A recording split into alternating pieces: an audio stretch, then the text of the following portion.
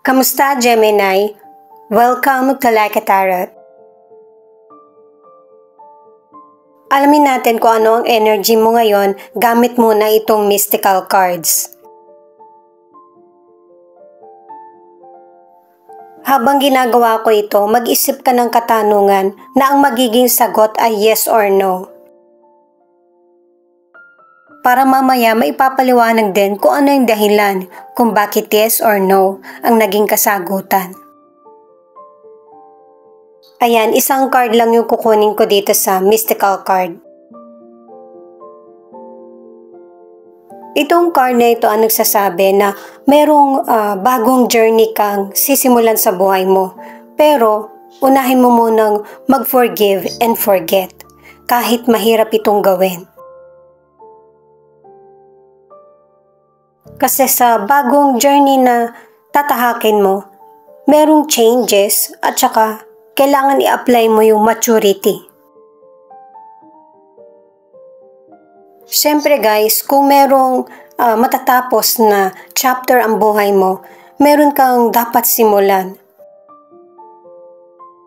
May posibilidad din na merong problem na masosolusyonan or meron kang person na nakaalita na magkakaayos kayo. Hindi agad-agad yung response mo dun sa person, pero mas pipiliin mo yung magpaka-positibo sa buhay.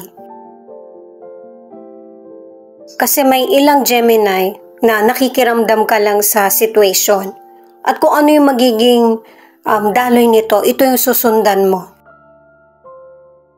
Mas pangangalagaan mo yung rebirth, purity, at love.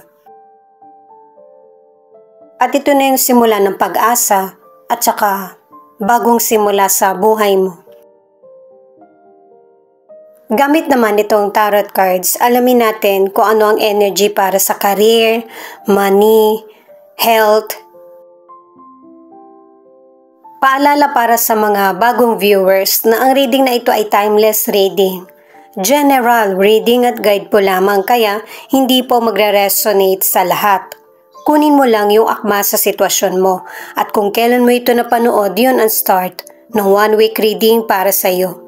Ikaw na bahala magpalit kung si person mo ito o ikaw. Huwag nyo guys kalimutan na isipin na yung tanong mo na ang magiging kasagutan ay yes or no. Ang bilis naman ipakita ng cards mo. Ace of Pentacles, The Tower, Ten of Swords. Ito yung bagong chapter na sisimulan mo na mas maraming blessings, yung patungkol sa money. At dito mo mararamdaman na secure ka na, yung makakahinga ka ng maluwag kasi lahat ng pinoproblema mo ay matatapos mo. At kahit sa mga taong tinalikuran ka or hindi maganda ang naging trato sa'yo, matatapos na. Sa career or negosyo, nasaktan ka sa mga taong nakasama mo or mga naririnig mo, pero ito yung nag-push sa iyo para mas lalong maging matagumpay or magsipag. Marami kang natutunan sa totoo at peke sa mga nakakausap mo, sa transaksyon. At katulad ng sinabi sa mystical card, na i-apply mo na yung maturity sa sarili mo. Tinatanggap mo kung ano yung mga naririnig mo at natututo ka. At sa mga may trabaho, makakatulong ito sa iyo sa mga gastusin mo or sa gusto mong maipon. May takot man or pagdududa sa mga aksyon mo, pero naramdaman mo na yung worst Kaya magpapatuloy ka pa rin sa buhay mo na may tiwala at positibo. At para sa ilan na naghahanap ng trabaho, makakakita ka na nito pero kailangan ng tiyaga at saka huwag masyadong maging sensitive. Tanggapin mo kung ano yung mga kailangan mong matutunan. Para sa ilang single, mag-ingat sa mga bagong nakikilala.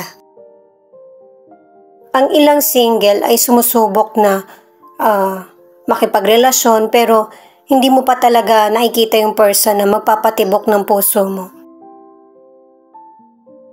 Ang ilan na nasa relationship, nagkaayos kayo ng person mo kahit na nagkaroon kayo ng problema.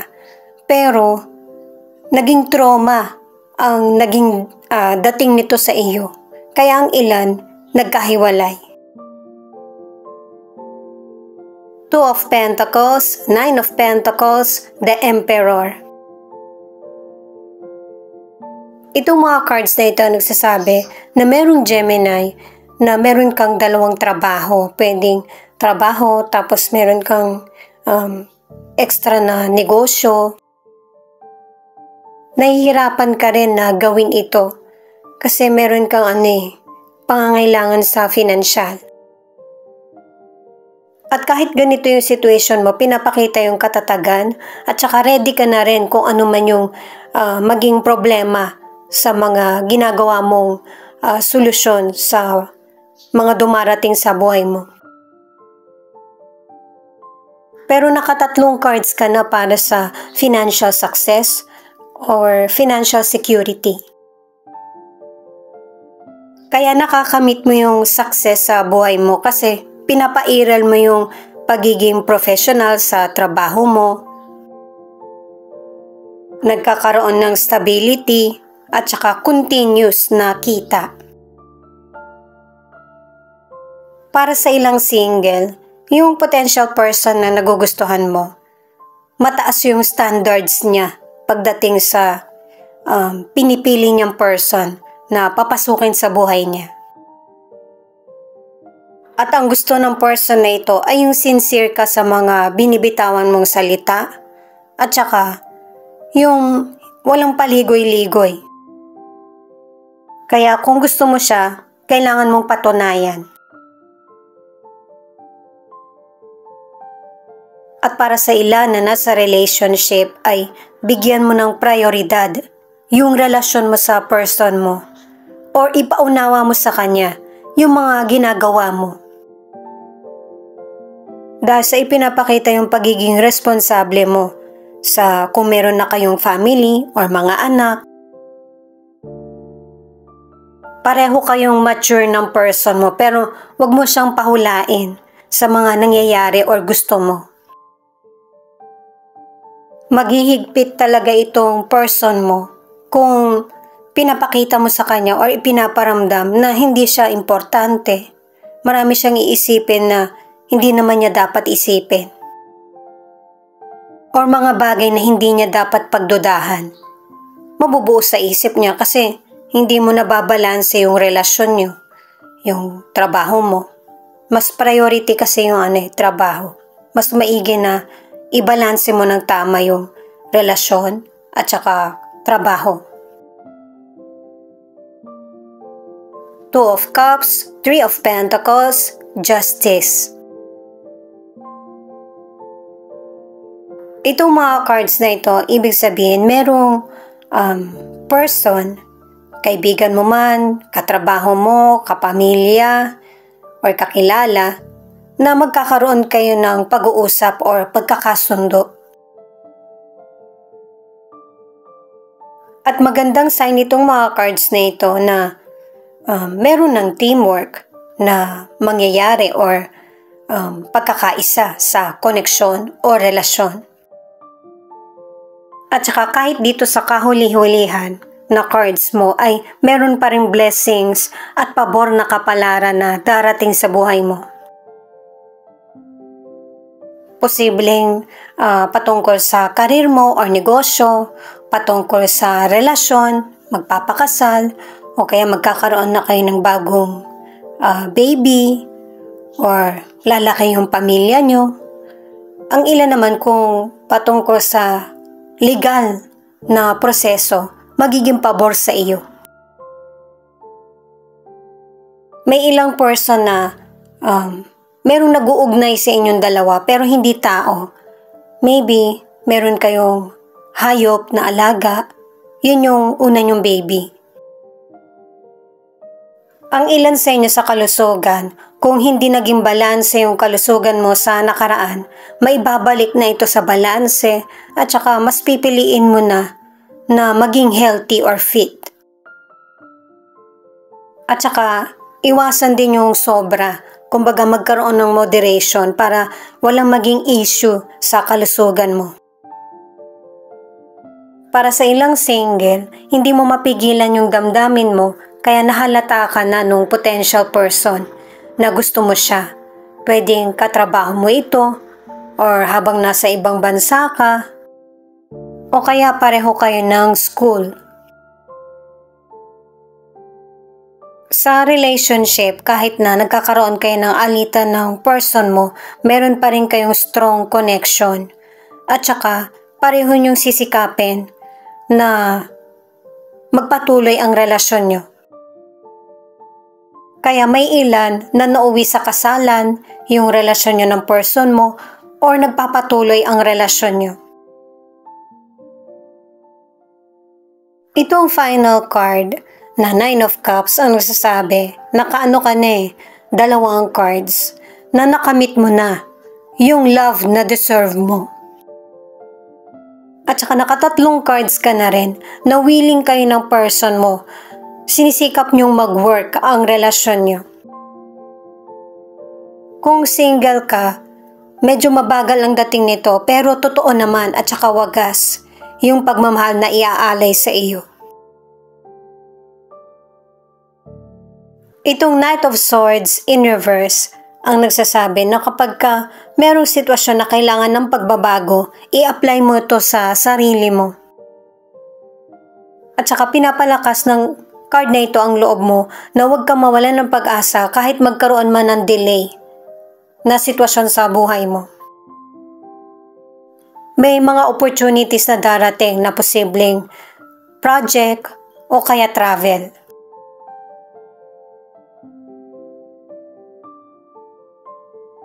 Itong the Hierophant, ang ibig sabihin, naiintindihan mo na kung bakit may mga dumarating at saka may nawawala sa buhay mo. Kasi alam mo na itong landas na ito ay magbe-benefit ka.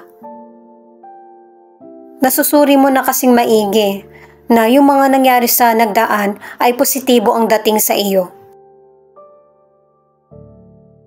Ito na guys yung mag-isip ka ng katanungan na ang magiging sagot ay yes or no. I-pause mo itong video para mas lalo ka makapag-isip.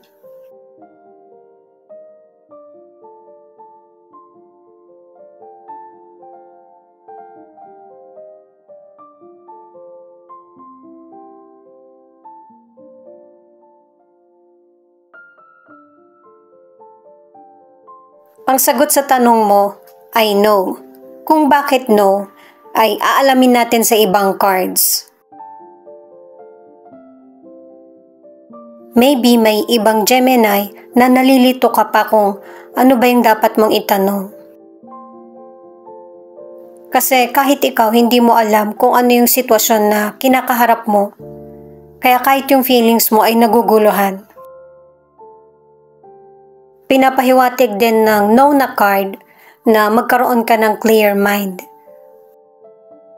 Na mas bigyan mo ng focus yung nangyayari ngayon. Kukuha ako ng 3 cards para malaman natin kung bakit no ang naging sagot sa tanong mo. Ito yung sagot, don't stop, kahit na no yung pinakita na card. Ipagpatuloy mo yung minamanifest mo, pangarap o kaya plano. Hindi mo kailangan mag-give up. Ayan, tuloy-tuloy lang. Kasi yung sitwasyon mo ay magkakaroon ng improvement, kaya hindi mo kailangan mag-give up. Merong halaga or saysay yung mga pinaghirapan mo or pagtitiis. You're ready kasi may mga sitwasyon na nagkaroon ng improvement at positive na resulta at saka hindi ka pinag-give up. Kasi ito yung tamang timing ng buhay mo at ready ka na.